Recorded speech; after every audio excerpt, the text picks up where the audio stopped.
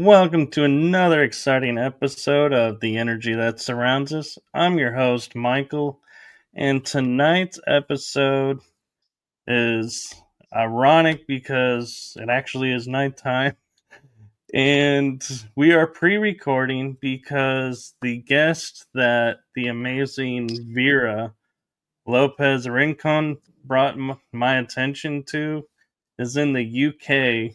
And so, with the time difference, we're having to pre record because he is nice enough at 4 a.m. to do this episode, and I wasn't going to make him come back on at 3 a.m. tomorrow. So, I am so honored, grateful, and appreciative to the one, the only mystical, talented Jack Hutchinson,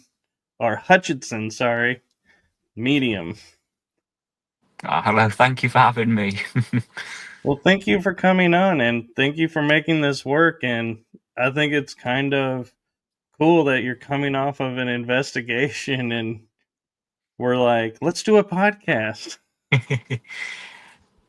Absolutely, can't wait. So, for some who may, with my audience mainly being in the US, they may not be so familiar with you. Could you give a little bit of your background for everyone? Of course, so I'm Jack Hutchinson, also known as Jack Hutchinson-Medium. I'm a psychic, clairvoyant, and rescue medium. Well known in the UK and parts of America and Canada. I've been psychic from a very, very young age, since the age of 6. I've developed and grown day by day, year by year, and it's such a blessing and a pleasure to be with you today to give you this information and help the living as well as the departed. I think that's amazing. And I've got to ask because I'm pretty familiar with all the terms from guests and my own experiences, but what is a rescue medium? So a rescue medium is a medium who goes to rescue souls that have unfortunately lost themselves finding the light, or haunted locations that have restless souls in them where the occupants don't want them to stay and we get them to cross over into the light. That's a beautiful gift. And I love that title because honestly, I was kind of thinking it was doing you because in your bio you mentioned doing work with helping authorities find missing people. So I was thinking, oh, that's where this is going. And you completely went somewhere else on me. And I love that. And I love that you're, you know, putting an aspect to the paranormal that I think a lot of people overlook. And that is helping both sides. Absolutely, paranormal is definitely overlooked, and I think it's an amazing it's an amazing industry to be involved with, whether you believe or not. I think it's brilliant. And I'm kind of curious because you say this started for you at 6. What was it like at 6 years old? Were you like, "Oh, hey, mom, dad, I look what I can do, and it's so cool," or were you like, "Oh my god, I can't tell anybody this because life is already hard enough"? So it was originally my nan I told when I first saw my granddad. Obviously, of course, not knowing at the time it was my granddad, because I was born and he died, so I never met him. So originally it was my nan that I told about what I saw, and it sort of stemmed from there. And then my mum and dad found out, and I kept it quiet for a long, long time. It wasn't until I reached school at the ages of 12, 13, I believe, when people started to ask questions and, yeah, the weird kid. No, and I think it's great that you are sharing this because there's a new generation that's coming up, and based on our experiences of paving the way and going through the hardships of not being able to share. I think it's brilliant and amazing that at 6 you were able to tell someone and were comfortable with that and coming forward later on your own choice. And so I think it's amazing to show the progress we're making in people being open to this and not like making it to where everybody wants to go, no, I don't have a gift. I don't know what you're talking about. I was just kidding and hide. Exactly. Death is very, in the UK, I don't know what it's like in America, but the subject of death, especially in the UK, is a very taboo subject, as is grief. It's never really talked about. People see funeral cars on the road, and we sort of look away. It's a very scary taboo subject in the UK, death and dying. So hopefully, doing what I'm doing for my live shows and reading for people and gives them a bit of understanding and hope that there is more to life than just here in the physical. And I think it's so important to understand that no matter where you sit on in life, because we're all going to end up in a box. It's the question we get asked a lot. What happens when we're in that box? What happens? And yeah, it's a amazing and beautiful place, definitely. And I had to admit, in full transparency, when I saw your photos, when I was creating it and everything, I was like, this kid is so young. And I was like, and I felt myself going, well, I'm not judging, his abilities because he's young.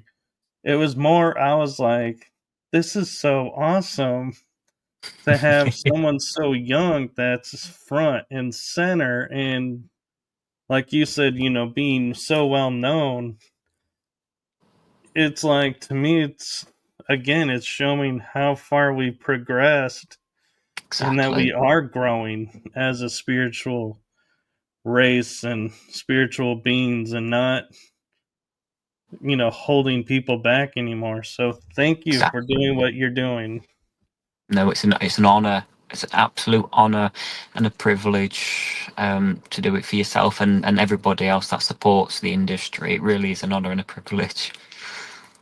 And I gotta admit, with my thinking that, have you come up with that where you book something and when you show up, they're like, wait, are you sure you're old enough to be doing this?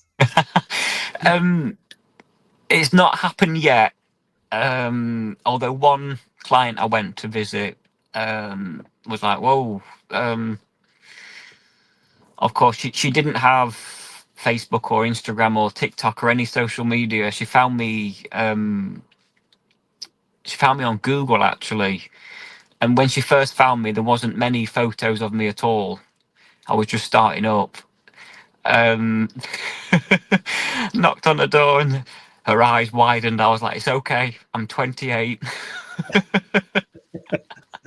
Bless her. Never forget that one moment, that reaction she gave. Um, she was like, "You look so young." I was like, "I'm 28. It's okay." So I'm Oh dear. curious, with all the work that you do, with all the different aspects, one thing that I've noticed when talking with people is everybody wants to get the history of how it started and what you do to build up, your abilities and all of that. And one thing that I think is missed is, it's a two-parter, and I'll give you the first part first, and that is, what was the aha moment that you had that you realized, okay, I have this gift and this Oh, is what I'm I going to hope use with that's it. not spirit interfering with the podcast. It may be. Oh Oh, dear. it happens a lot. Oh, we're back. We're back. Oh my Oh, goodness. this happens a lot, so don't worry about it. But my question was, if you didn't catch it, the first part was, what was your aha moment of going, I have this gift and this is what I'm going to do with it?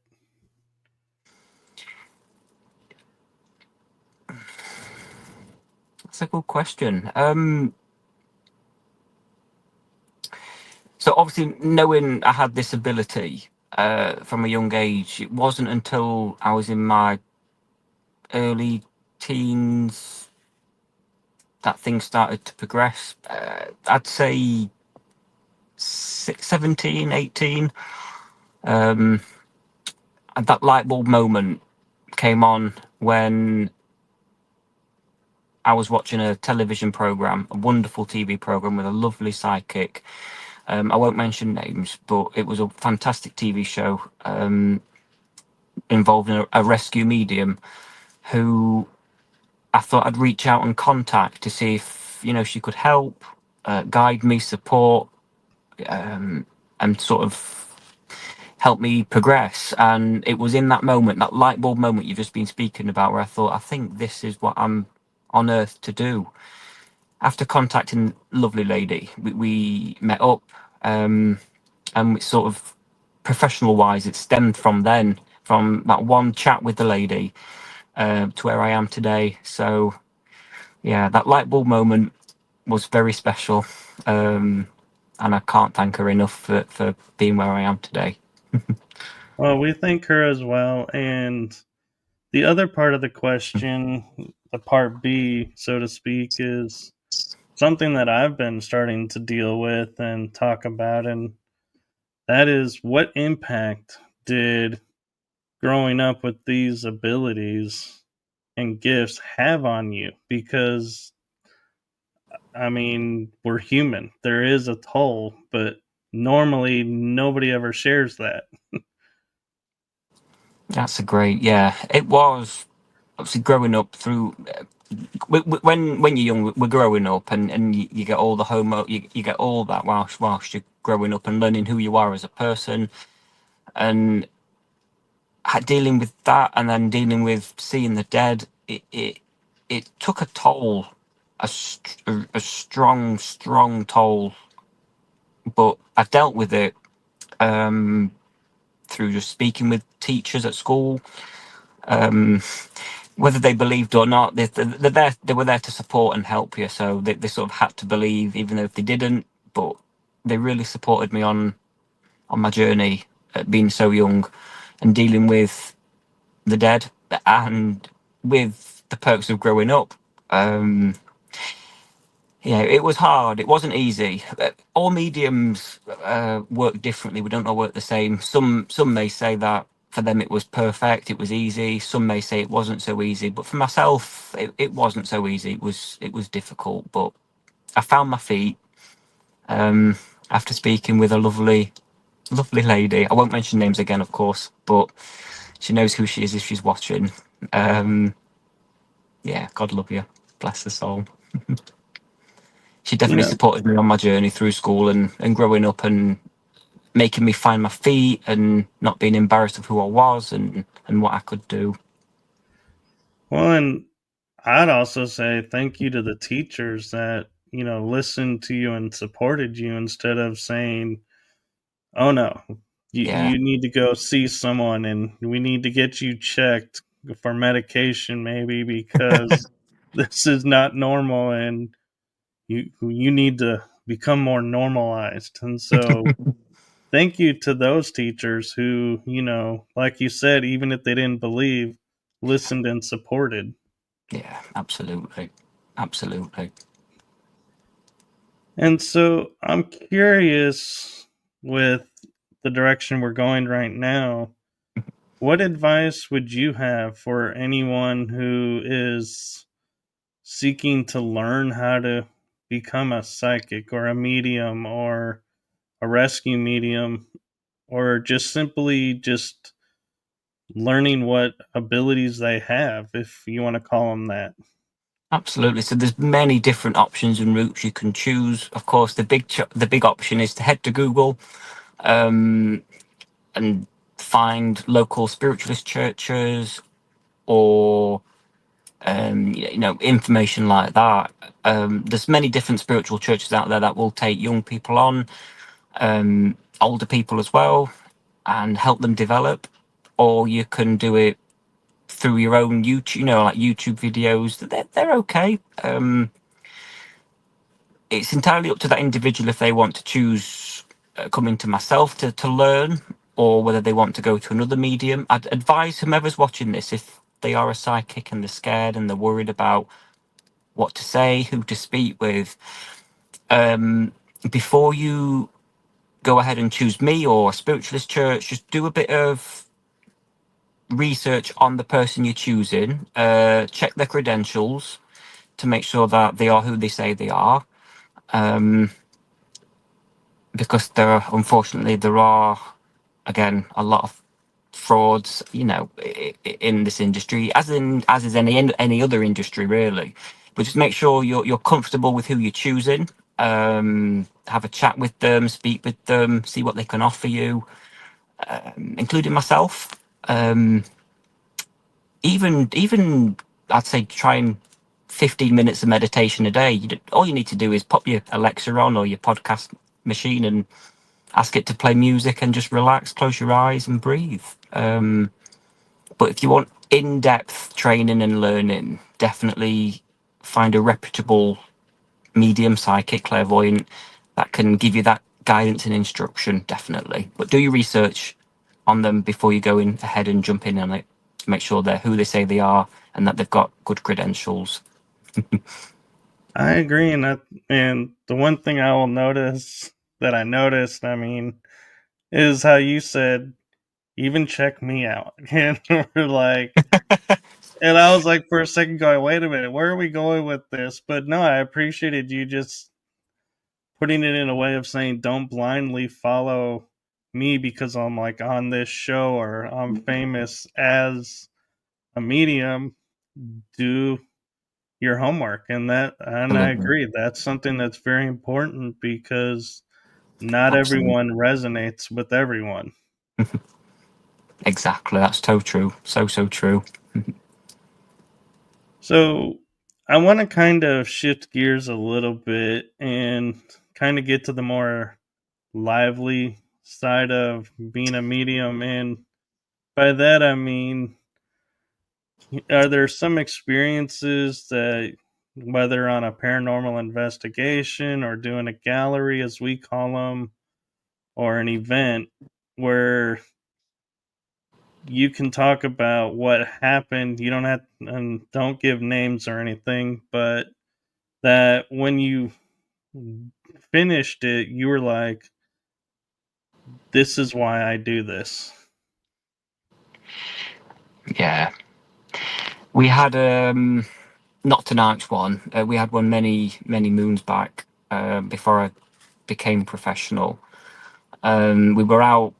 I think we're at an old nunnery, I believe, in the middle of a woods. And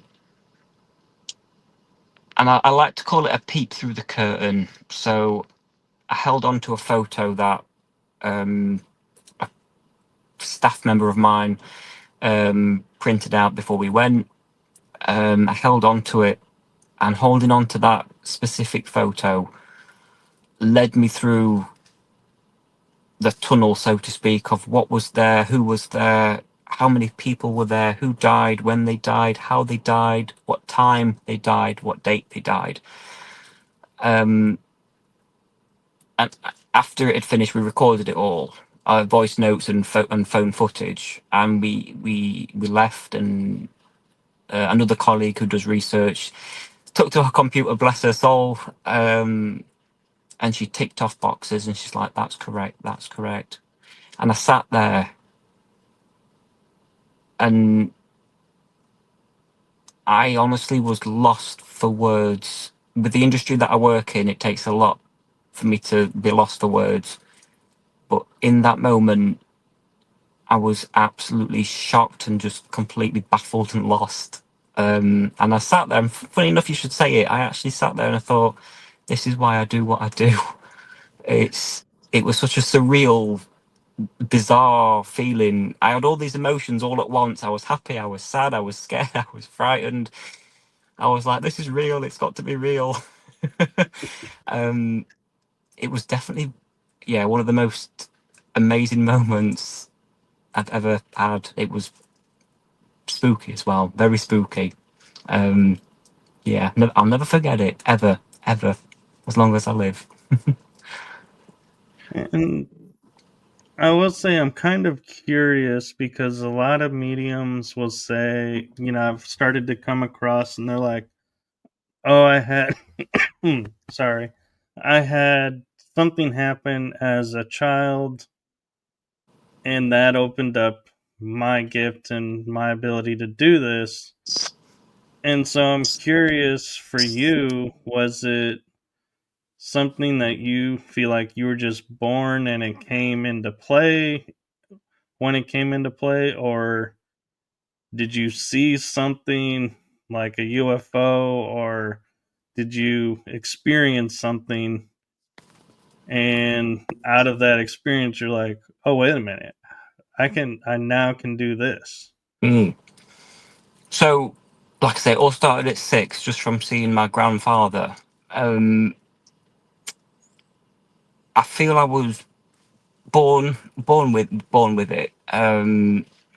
Some people are born with it, and then they sort of lose it growing up because obviously you've got to live reality. Some parents beat it out of them and stuff like that. So many people are born with it. Some people aren't. Some people choose to train to be a medium, to be a psychic, which can be done. There's a part of your brain that allows the energy that careful what I say, that people that aren't a medium can't pick up on. It's training that part of the brain to sort of open up and, like an aerial, so to speak, tuning that signal, that's radio station. So anyone can learn to do it. Some people are born with it, some people aren't. It's entirely up to them if they want to learn with it or if they want to keep it or close it off completely. So for myself, I'd say I was born with it, and then obviously I had that experience. But obviously at the time I didn't know I was born with it. It's now I'm sort of professional with it, knowing back then that I was born with it, and with a bit of help and guidance and encouragement from my lovely tutor. Um, yeah, it's yeah. I think I think you've got the ability as well. To be honest, without a I doubt. do, and I was born with it as well, and Perfect. I feel like mine is kind of a mixed bag because I was born with like the ability to astral travel and connect with things, but I didn't realize I was connecting things like you were saying. And so then I ended Amazing. up having like 3 near death experiences, and all of a sudden I was like, wait a minute, now I can do this. And for me, what's kind of interesting is my mother was a medium, and everybody would look at me and go, well, if your mom's doing it, you should be able to do it. And so I was like, okay, yeah, you're right. And I would try and force it because everybody was saying it. And I was like, I can't do it. And then finally one day I just realized I did it. And Amazing. so A lot of the time, the gift, so to speak, is generally passed on from family members. Sometimes it is, sometimes it isn't. So, say there's two sisters. One of them sisters would get the gift, one of them wouldn't, or they both may get it, or they both may not. I believe it's a gift that is solely given to an individual for a sole purpose. So yeah, it's normally given through family tree. So if you look at a family tree, you can think, oh, okay, I wonder if she had it. She had it. My mum had it, like you say. And then you look at the family tree and you think, I wonder if grandma had it, great grandma, that sort of thing. And you see if it's been passed down the family, you see, like generations. I think that's interesting as well. I agree. And the other thing that we kind of hit on, but kind of talked around, is society, telling us, this is what's normal. So a lot of times I feel like people may be seeing something that out of their corner of their eye, so to speak, and they see it, but then they go, no, I didn't see that. That's just, that corner of the eye bit, and so they dismiss it. And that is something that I think happens a lot too, is people not realizing what they're seeing and experiencing, write it off, and it goes unnurtured.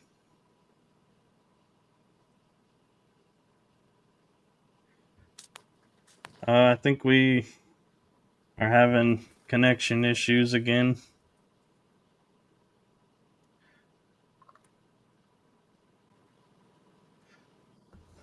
So when you froze out, what I was saying is, a lot of times we didn't bring up that, like, for example, you seeing your grandfather, you might have said, "Oh no, that's just because I was upset about something," and maybe looked at the photo and dismiss it.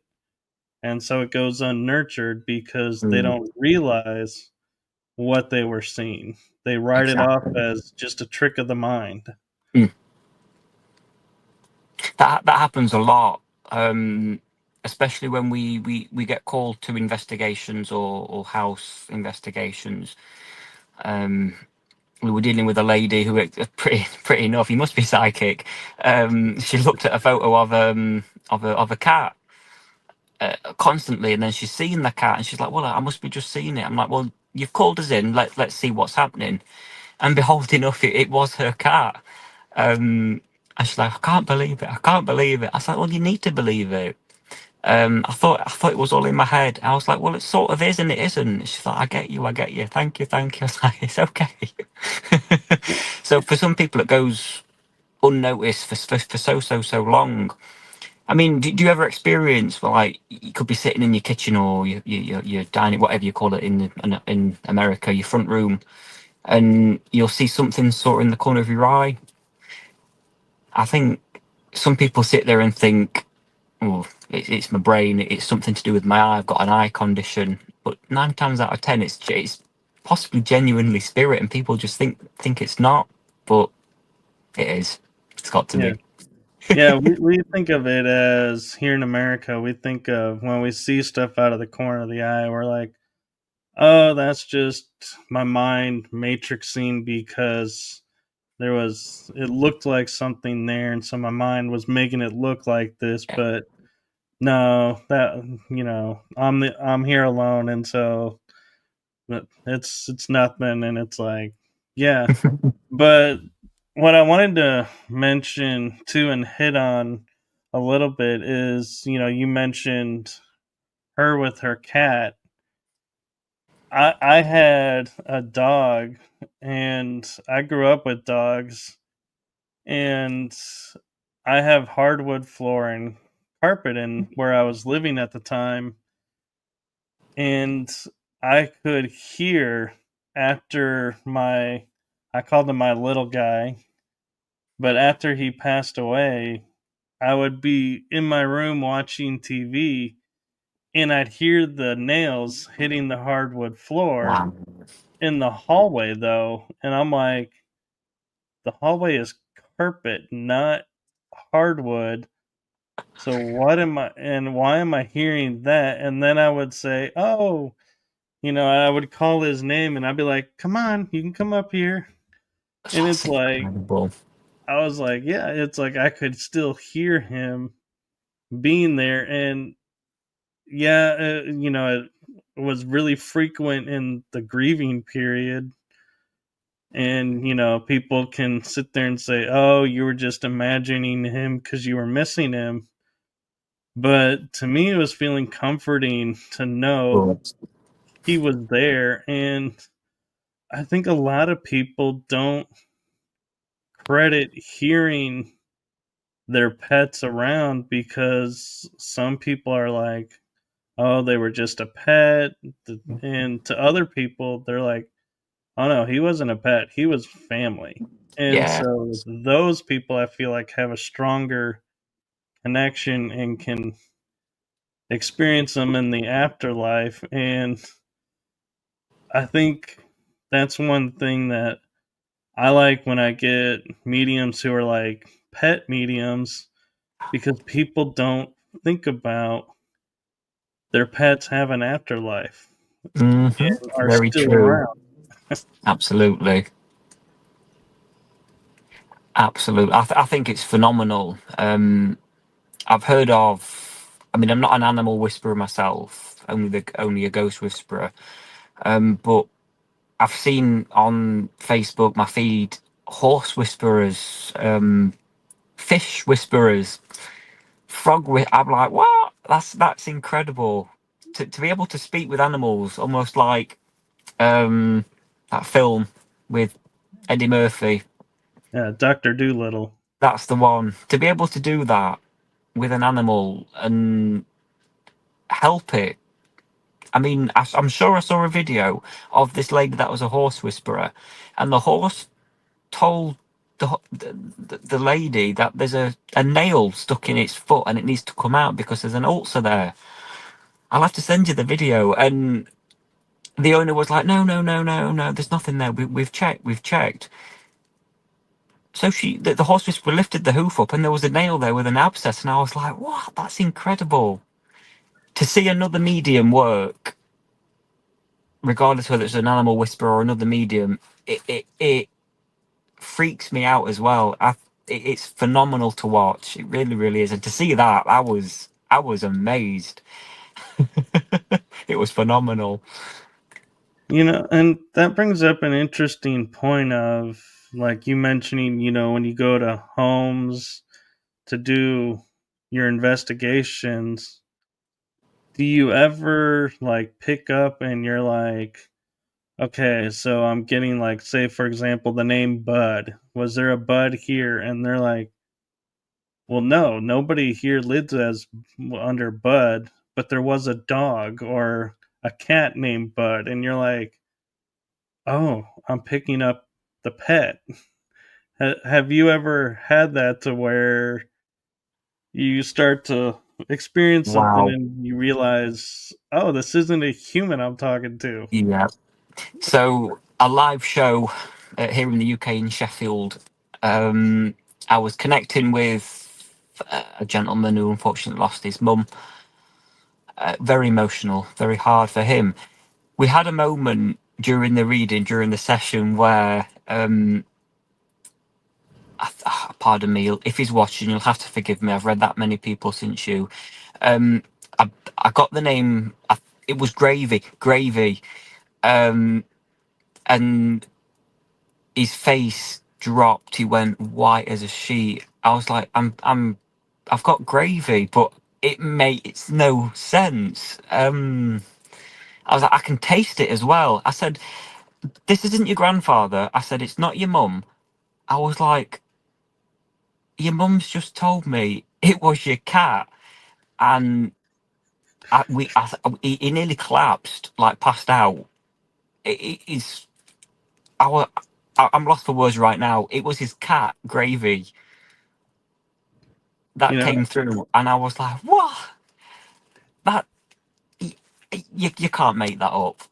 no, Absolutely not. and I'm sitting here thinking and laughing and smiling, and I'm like sitting here going, what's going through your mind with the comment, I can taste it? And they go, this is your cat. And going, I don't eat cats, so I don't know what a cat tastes like. And Exactly. this, I totally wish I could take that comment back now. So as a medium, I get sights, sounds, and symbols. Um, So in that moment, I got given the taste of gravy to represent the cat being called Gravy. Um, No, I so know, but it's like yeah, brilliant that it used that because I mean, you could sit there and go, well, there's this paste that's brown or gray, and it's like, are we talking about a glue? Are we talking about a paint? What are we talking about? But taste in that aspect brings you right to it. And so that's brilliant that the cat was able to go, okay, I know this is going to be weird for you, but this is how he's going to know me. And you had the courage to go, okay, yeah, I taste gravy. Oh, wait, this is your cat. absolutely, it was a jaw-dropping moment for the whole audience, and for him who was having the session, the one-to-one in the live show. It was an amazing moment. Yeah. And so I'm curious. I like to ask people when they do galleries or live shows, as you call them, when you have a group of people, I've experienced this, and I will admit I get a little flustered sitting in the audience when you go, I have a bill and it's coming from this area, and you know you know who it is that it's going to, and they're like taking forever to accept this, and everybody else is like, okay, we're here for a limited time, can you please either move on to somebody else, Yeah, or will this person please finally take this? How do you handle those absolutely, moments? absolutely. So in that moment, at a live show or a group session, I can only hold on to that message for a short time, as long as the energy allows. Um, we had a similar uh, incident, like we should call it, like that, at a live show, where they knew it was for them, but they just weren't taking it. And they actually, I went with it. They didn't say anything. They stayed quiet. So I gave them the information, what was coming through. They said nothing. They kept quiet. They didn't stand up. They didn't hold the microphone. Um, at the end of the night, they, when we were leaving backstage, stage door, they found me and said, "I'm so sorry. Um, everything you said was correct. I was too scared to stand up. I was too scared to look at you. I've never been to anything like this," she said. And I was like, "It's okay. These things happen." But I said, "If you ever feel like that again, let me know, and we'll book your one-to-one in." I said, because it can be very intimidating, I suppose, to be in a room full of thousands of people, to have to stand up and put your hand up and talk to a complete stranger about someone that's passed. It can be quite intimidating and emotional, I should imagine. Mm, Right, it is. And to me, the frustrating part is when, if you're like, so Bill is here, and they're like, oh, yes, that's my so and so. You're like, great. And they're talking about this truck, and they're like, well, there was no truck. And you're like, well, this is what they're showing. And it's like, you have the connection, they made it. And then it's like, they're like, nope. yeah. And then So it's that, like, some mediums will just keep hammering and going, no, they're showing me a truck. There's something about this truck. And it's yeah, like, come on. absolutely. So that's absolutely right. I mean, if they're getting that, that's brilliant. I mean, believe it or believe it or not, I had a session with a lady, and I was saying, "Look, your husband's here. He's giving me this information. No, it don't make sense. It don't make sense." I'm like, "It really does. This is what he's telling me." Afterwards, she'll know who she is when she's watching it. She's a wonderful lady. I got home and she messages like, "Jack, oh my goodness, the date you told me, it was correct. The coat he was wearing at the time he passed, it was correct." I was like, "See, I'm so Yeah. sorry." She's saying, "I'm so sorry." I was like, "Don't apologize." I was like, "You've got so many things going through your head in that moment. You're not going to remember everything. It's normally afterwards that you do remember stuff like that." Bless her soul. God love her. Well, and what I find funny too is when you're like, I'm seeing this guy in his 30s, and they're like, no, he passed in his 80s, and this is how I remember seeing him. And then they'll be like, oh my god, I saw a photo of him in his 30s, and you were right. And it's those moments where I Yeah, wonder if you get the same feeling of, yeah, again, this is why I do it, because that is so amazing when you obviously have never seen him, period, but to be able to describe him in the younger years as they're showing themselves is even absolutely. more amazing, because it's like, and to me that seems more challenging that they do that, because everyone's remembering them Yeah, currently and don't have the recall of like 40 years ago to go, oh yeah, that was his exactly. favorite suit. Absolutely. No, I totally, yeah, absolutely. It's such a lovely feeling. It makes you feel so warm inside when you get that confirmation afterwards. Yeah, it's lovely, and it is why I do what I do. It's lovely. It really is. How do you prepare for doing live shows? Like, do you have a routine that you do to kind of set up space, and do you do it before you start and walk out, or do you share that with everybody that's partaking in the live? So I don't show everybody. I have a wonderful PA, lovely lady, who is a Reiki master, I believe. Wonderful lady. She helps me calm down when we reach the venue. Once we've set up, I do my thing. I won't describe what I do because it is very private. That's the only private moment I Right. get. Um, And I but she wouldn't helps ask. me. Yeah, she does help me do what I need to do to prepare for that live show or any group reading. I get about an hour prior to going on stage. That hour is solely for me. No cameras, no audience members, no crew, no disturbances other than Jan. Shouldn't mention names. Other than my lovely PA. Um, she's a absolutely wonderful lady. Couldn't do it without her. Absolutely. So yeah. Um, once we've set up, it's then standing at stage door, shaking inside, and then bringing the dead to the families. And one thing I know is we can't always guarantee who's coming through, but I wonder, for you, do you have it set up with the spirits that one representative of the family comes up at a time and it's for this person and everybody else waits? Or do you hear like several different people and you're like, okay, this is the voice I hear, so I'm taking this one, everyone else just chill, wait? How That do is you exactly handle, right. yeah, That is how do you exactly quiet right.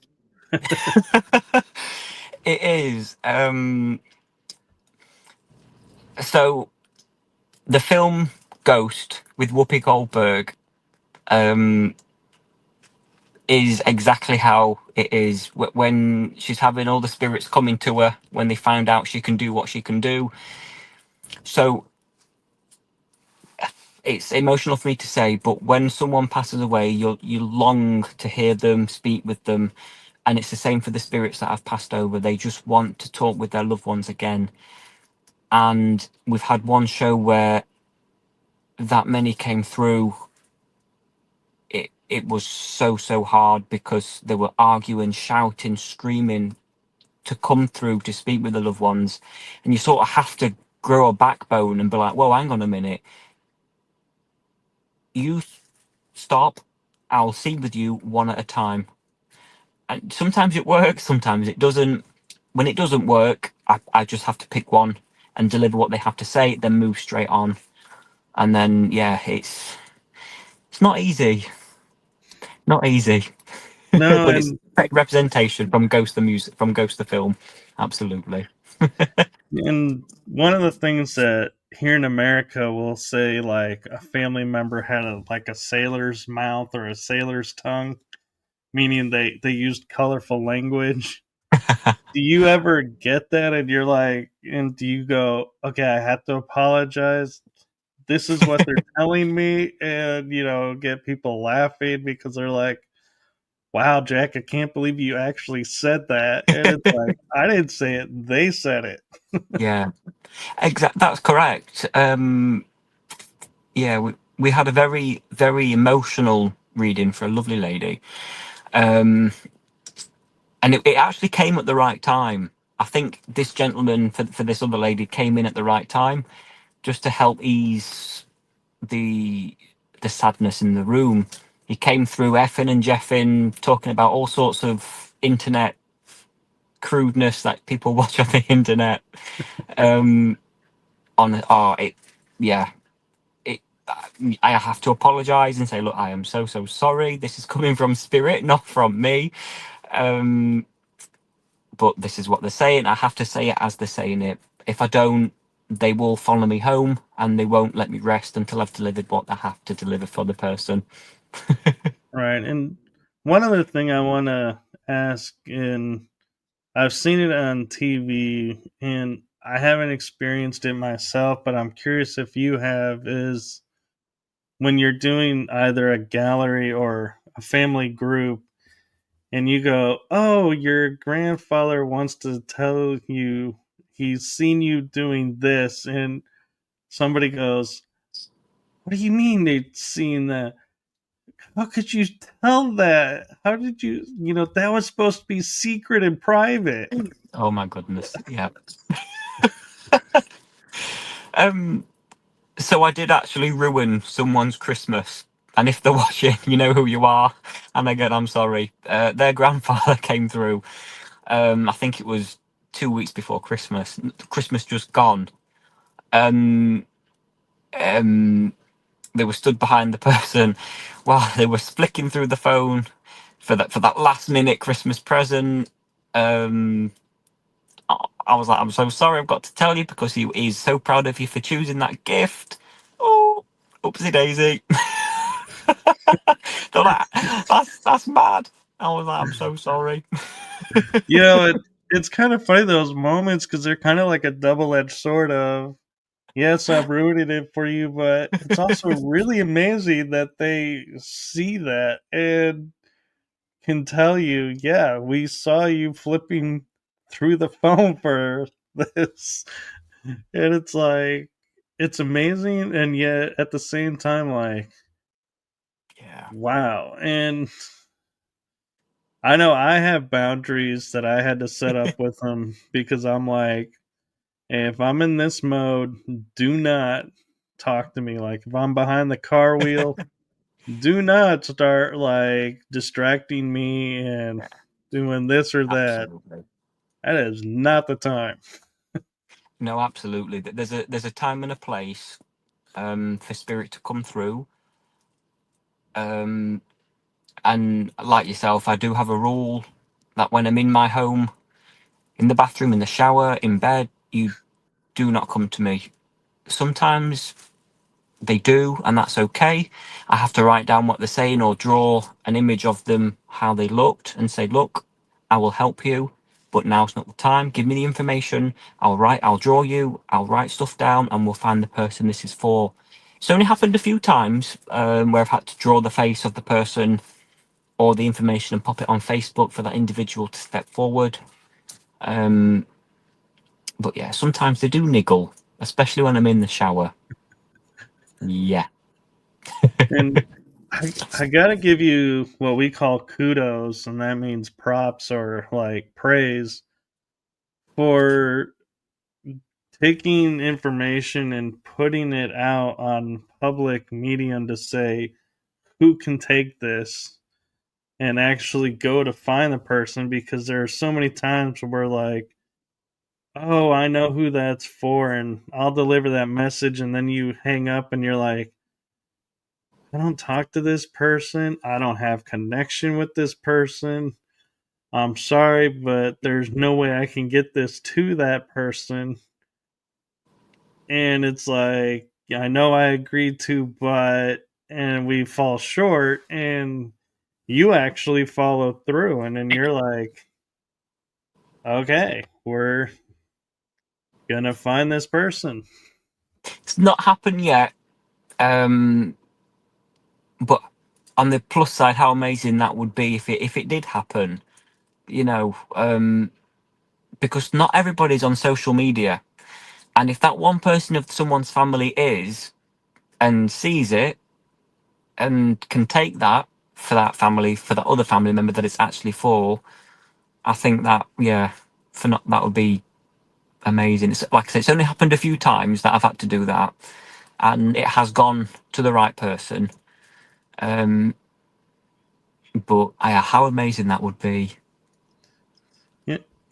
So I'm curious, when doing one on one or group or live, or, even on an investigation, how do you handle when you get information that, like, everybody is like, no, it doesn't fit anybody at all, but you're like, well, this person's here and they're wanting me to tell you this, and everyone's like, no.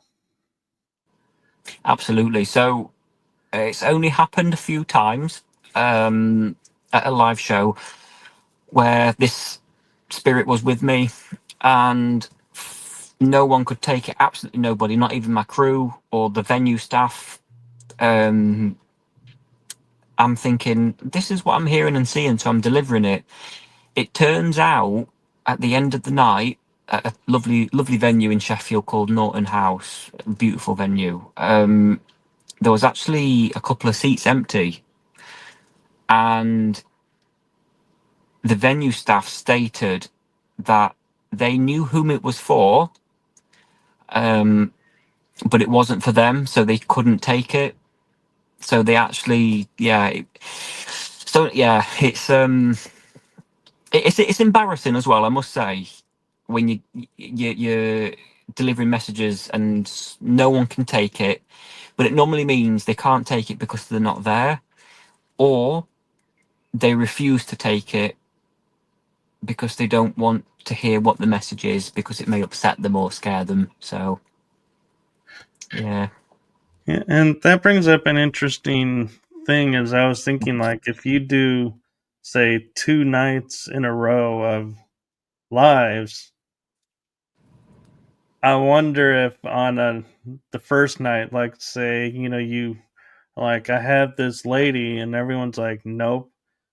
And the next night, you're like, well, I wonder if that person when last night was for this night. And do you bring it up? And if someone's like, yes, go, Hmm. oh crap, now I gotta find this person again on the other side and reconnect, because now I have it, but they were on the wrong night. Absolutely. So that can happen. It's not happened yet, but I get where you're coming from. So if that was to happen, the energy that I get, I can only hold on to it for a certain amount of time, or as long as they can. So say for example that lady that came, like you've just described, was for the other night. I would have to say, look, last night I had a message come through. This is what it was. She's no longer here, but this is what I remember. If anyone can take it, that'd be great. This is the message, and sort of deliver it, and just tell them that they're not here, but this they were here previous night, and deliver the message of what they wanted to say the previous night. I can't, unfortunately, reconnect with the soul of a departed if they've gone. Um, it can happen where they can more than likely are to come back, for the second night. But if they don't on that, say like you've just said, then I would have to state that they came that night and deliver the message for them as honest as and open as honest as I can. Yeah.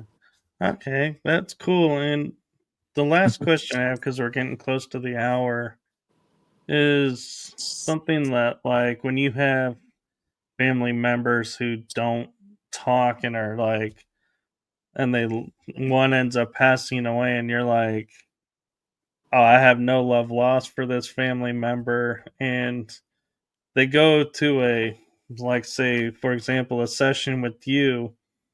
Do you go, okay, so this family member's here and they're like, I don't want to talk to them? Are you able to say, I'm sorry, they don't want to talk to you, and go move on? Or are you like sitting there going, okay, I can't let this go until I deliver, so I'm sorry, but I gotta tell you what he says or Yeah, they say?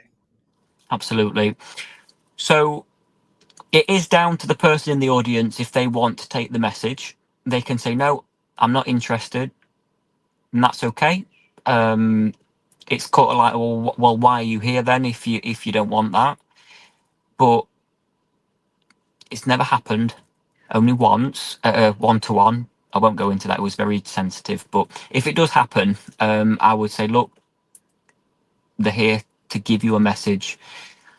They should have said it while they were alive, but now's the opportunity. Do you want to take the opportunity? If they still say no, that's okay.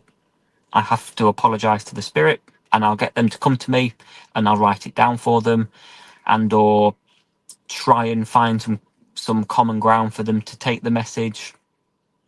It's hard to not have experienced it at a live show. Yeah, it's hard to say, but it's sort of in the moment.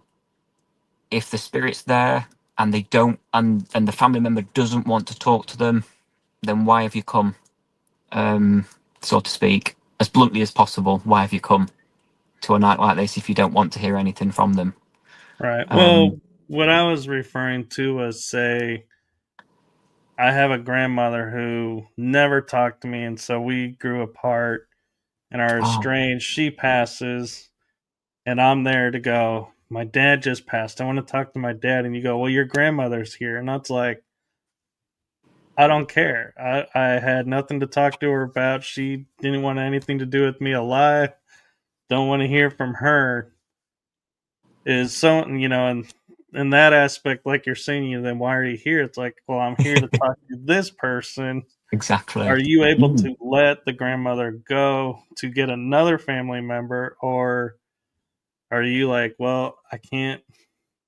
no, The grandmother's the one making the connection, and I yeah, can't release her without this to get something else. absolutely. So there's a lot happening there already. For that individual, they come through because they want to come through. They have a reason for coming through. They have certain things they want to say, need to say. That'll be why, for example, she'd be coming through. I can't guarantee anything or anyone will come through at any point. They always do, but I can never guarantee it. But like I say, in that moment, if you wanted to speak to that gentleman and you didn't want to speak to this lady, there's nothing I can do. The lady is here for that reason. Sometimes the energy does change, uh, where the energy would come through of the male. It's very rare though.